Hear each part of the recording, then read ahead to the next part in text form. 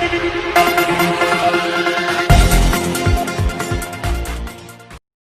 नेता अनिल दोहरे के आवास पर पूर्व जिला पंचायत अध्यक्ष औरैया एवं वर्तमान जिला अध्यक्ष औरैया हमारे साथ मौजूद है राजवीर यादव जी। हम जानना चाहेंगे वर्तमान में जो भारतीय जनता पार्टी की सरकार के द्वारा अभी हाल में ही डीजल पेट्रोल के जो रेट बढ़ाए गए हैं उस पर आपने आज क्या प्रतिक्रिया जाहिर की है? क्योंकि आप देख रहे हैं इस समय डीजल और पेट्रोल के रेट प्रतिदिन बढ़ाए जा रहे हैं। ये जन विरोधी सरकार और जिन्होंने इनको चुना है उनके साथ बड़ा धोखाधड़ी कर रही है सरकार। क्योंकि किसान परेशान है, उसका कोई इंतज़ाम नहीं है। व्यापारी परेशान है, उसका कुछ इंतज़ाम नहीं है। नौजवान बेरोज़गार घूम रहा है और उसका कोई इंतज़ाम नहीं है। जबकि ये सरकार बेरोज़गार को लेके ये वादा करके आई थी कि हम प्रति वर्ष 2 करोड़ नौजवानों को रोज़गार देंगे, किसानों की आय से आमदनी दोगुनी करूँगा, तो अच्छे दिन आएंगे। तो ये सरकार वादा खिलाफी कर रही है और यहाँ की जनता को जिन्होंने उनको चुना था उनका मन इनसे विचलित हो गया। उनके साथ निरंतर ही धोखा कर रही सरकार और इस देश को बुरी तरीके से बर्बाद करने का काम बीजेपी सरकार ने किया। अभी हाल ही में लॉकडाउन के चलते जो समस्याएं उत्पन्न हुई हैं उसके बाद डीजल पेट्रोल के दामों में एकदम से अचानक इतनी बढ़ोतरी होना, उसके बाद आपकी सरकार के द्वारा विरोध प्रदर्शन करना और फिर विरोधियों पर लाठीचार्ज करना, ये कहाँ तक ठीक लग रहा है? क्योंकि ये सरकार तानाशाही रवैया अपना रही है। शुरू से तानाशाही रवैया जो है ये अपना रही है।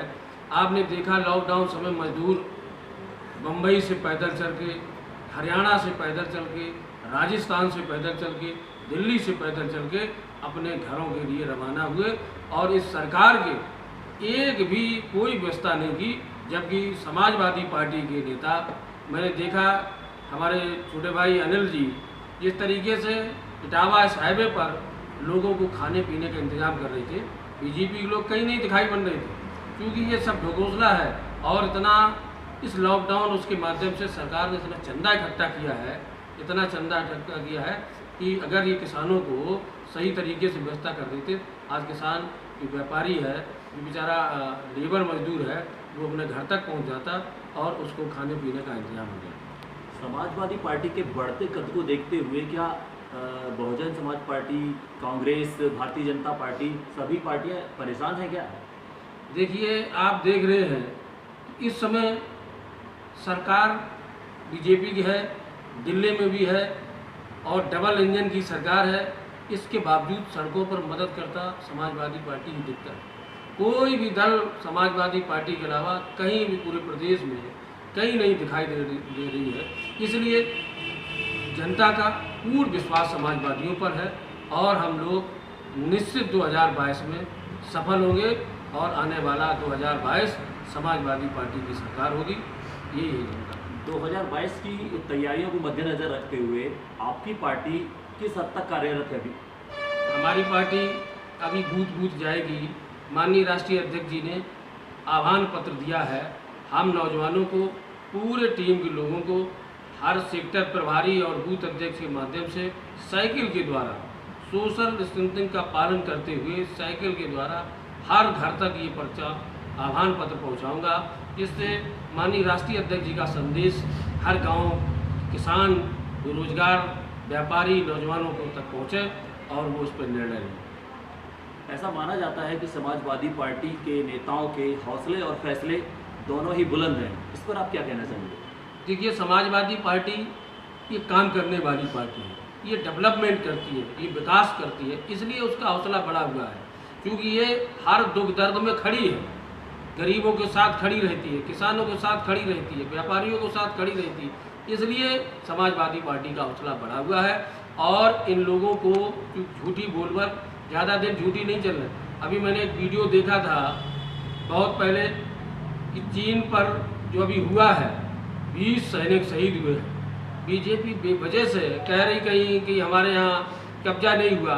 मैं ये मानता हूँ कि जब अगर कब्जा नहीं हुआ तो हमारे 20 सैनिक शहीद कैसे हो गए। और जब आप कहते थे कि लाल आँख करके बात चीन से करना चाहिए, पाकिस्तान से करना चाहिए, अब आपकी लाल आँख कहाँ चली गई? अब तो पीली आँख हो गई। आपको तो लाल आँख करके नेपाल भी दिखा रहा, चीन भी लाल आँख ये दिखा रहा, पाकिस्तान भी तुमको धमका रहा। तो अब आप लाल आँख और तुम्हारी गुस्सा थी वो कहाँ चली गई?